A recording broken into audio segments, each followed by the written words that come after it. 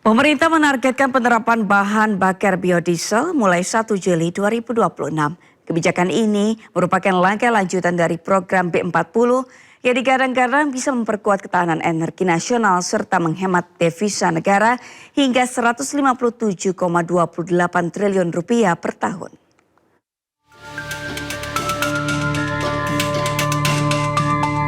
Pemerintah terus mematangkan persiapan jelang penerapan biodiesel B50 yang merupakan campuran 50% solar dan 50% bahan bakar nabati berbasis kelapa sawit. Kebijakan ini digadang-gadang dapat menekan impor BBM, menghemat devisa negara, sekaligus meningkatkan pemanfaatan sumber daya dalam negeri khususnya kelapa sawit. Untuk memastikan kelayakan penggunaannya, pemerintah melakukan pengujian pada berbagai moda transportasi dan alat berat. B50 1 Juli sudah mulai penerapan dan sudah melakukan tes terus. Doain dalam schedule kita 1 Juli penerapan, doain dalam tes sekarang kan tes di kapal, di beberapa alat berat, di kereta, mudah-mudahan nggak ada soal. Kalau dia sesuai schedule nggak ada soal, 1 Juli penerapannya. Tapi katakanlah dalam uji coba itu ada mesinnya, ada mungkin nggak pas, kita akan melakukan penyesuaian. Meski dinilai lebih ramah lingkungan dibanding solar konvensional, pengguna kendaraan diesel berharap pemerintah memastikan B50 telah sesuai dan dapat digunakan pada kendaraan bermesin diesel yang ada di Indonesia. Kalau kekhawatiran pasti untuk kedepannya, biasanya kita pakai minyak biosolar yang hasilnya dari fosil. Sekarang kita pemakaian B50 untuk percampuran nabati dan fosil. Jadi untuk performa pasti untuk kedepannya agak lebih menurun. Tapi dengan penelitian para ahli, dengan diterbitkannya minyak B50 ini, pasti sudah mengkaji ulang atau mengtes sebelumnya. Pemerintah ya sebelum diterbitkan, dia dites dulu ke mobil-mobil diesel yang beredar di Indonesia kan, apakah cocok, apakah tidak. Kalau misalnya cocok, sudah diteliti oleh para ahli kita, ya kami sebagai pengguna diesel menerima dengan senang hati.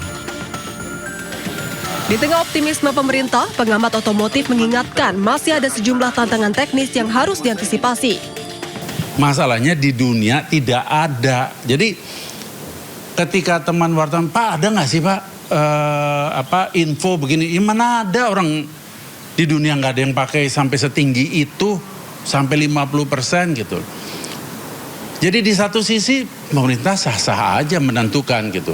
Tapi beri waktu agar semua merek yang ada dan yang mau masuk ke Republik ini siap. Ya kan? Nah, dengan wacana B50, waduh, teman saya yang kebetulan terlibat di proyek mengatakan Bin, itu boleh dibilang setiap bulan bongkar tangki. Lah, kok sampai segitu parahnya? Iyalah, mesti kuras. Kandungan airnya banyak sekali. Karena sifat hidroskopisnya. Waduh, kok sampai kayak begitu, saya bilang. Lah, kalau sampai terjadinya seperti itu kan, ya, saya sampai bercanda. Emang tuh baut pada nggak dol? Pemilik kendaraan diesel disarankan melakukan perawatan lebih rutin, terutama pada filter bahan bakar dan sistem injeksi, untuk mengantisipasi perubahan karakteristik bahan bakar. Sementara itu, pemerintah memastikan kebutuhan minyak sawit untuk B50 tidak akan mengganggu pasokan minyak goreng di dalam negeri. Tim Liputan iNews melaporkan. Solar dan biosolar terlihat sama. Keduanya digunakan sebagai bahan bakar mesin diesel. Namun kedua jenis bahan bakar ini memiliki perbedaan dari segi bahan baku hingga dampak terhadap lingkungan.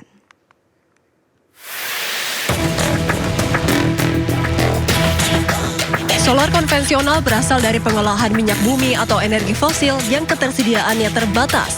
Sementara biosolar merupakan campuran solar dengan bahan bakar nabati yang dapat diperbarui. Dari sisi lingkungan, biosolar menghasilkan emisi karbon dioksida lebih rendah dibanding solar konvensional. Kandungan sulfur juga cenderung lebih rendah sehingga dapat mengurangi pencemaran udara. Meski demikian, kedua jenis bahan bakar ini tetap memerlukan pengelolaan dan penggunaan yang tepat agar kinerja mesin tetap optimal. Kejaksaan Agung menyegel lebih dari 17.000 unit sepeda motor listrik yang menjadi barang bukti penyidikan dugaan korupsi tata kelola program MBG. Lantas seperti apa kondisi ribuan kendaraan yang tersimpan di gudang penyedia tersebut? Kita sudah tersambung dengan rekan Anissa Rizkia dan juru kamera Nadia di kawasan Sentul, Bogor, Jawa Barat.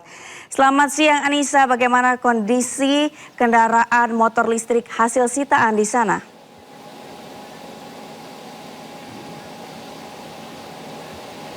Ya, selamat siang Sabrina dan juga pemirsa. Kalau ditanya bagaimana kondisi gudang saat ini, yakni ini adalah gudang penyimpanan yang ada di kawasan industrial, tepatnya di Babakan Madang, Sentul, Bogor, yang mana ini terdapat lebih dari 18.000 kendaraan yakni motor listrik yang tersegel oleh pihak Kejaksaan Agung Republik Indonesia. Kalau dilihat ini tertutup oleh jaringan atau jaring-jaring berwarna hitam.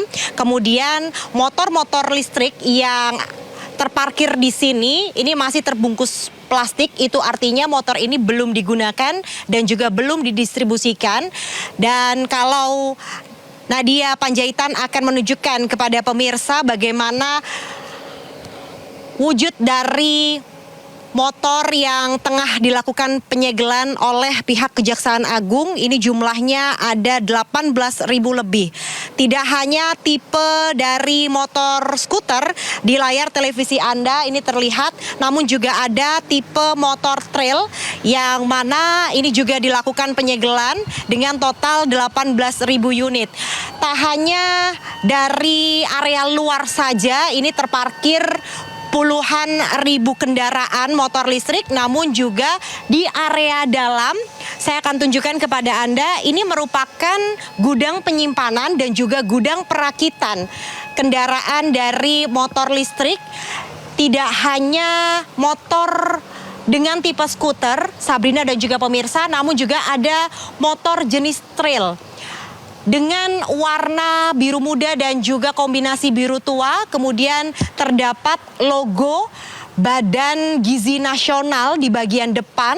Kemudian kalau kita lihat ini memang diperuntukkan untuk kondisi ataupun tempat yang terdapat di pelosok desa, karena memang ada dua jenis motor yang tengah dipersiapkan oleh pihak BGN, yakni ada motor trail dan juga tipe motor skuter.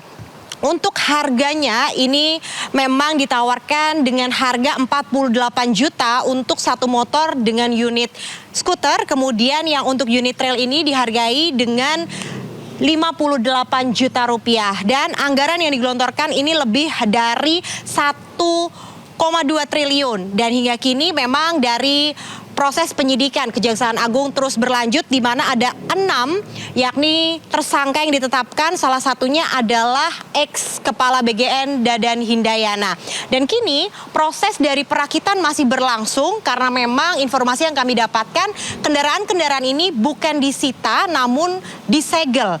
Untuk nantinya apakah dari kendaraan-kendaraan ini akan didistribusikan ke SPPG sesuai dengan mandat yang sebelumnya dari pihak BGN ini tengah canangkan. Kita akan tunggu bersama karena memang hingga saat ini dari pihak Kejaksaan Agung juga belum bisa memberikan statement ataupun belum memberikan arahan secara pasti nantinya kendaraan ini apakah akan didistribusikan ke seluruh wilayah yang ada di Indonesia. Kita nantikan bersama, Sabrina, dan memang tidak ada petugas secara masif begitu yang melakukan kegiatan di area tempat kami melaporkan.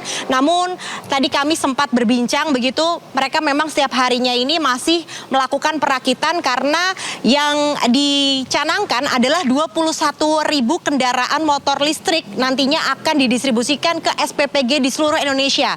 Namun hingga kini baru ada 18.000 motor listrik yang sudah siap dikirim di gudang penyimpanan tahanan tempat kami melaporkan di wilayah Sentul, Bogor. Untuk itu kita nantikan bersama bagaimana hasil dari penyidikan Kejaksaan Agung dengan adanya kasus yang sedang bergulir, yakni dugaan korupsi tata kelola MBG yang kini tengah diusut tuntas oleh pihak Kejaksaan Agung. Untuk sementara saya kembalikan kepada Sabrina yang ada di studio.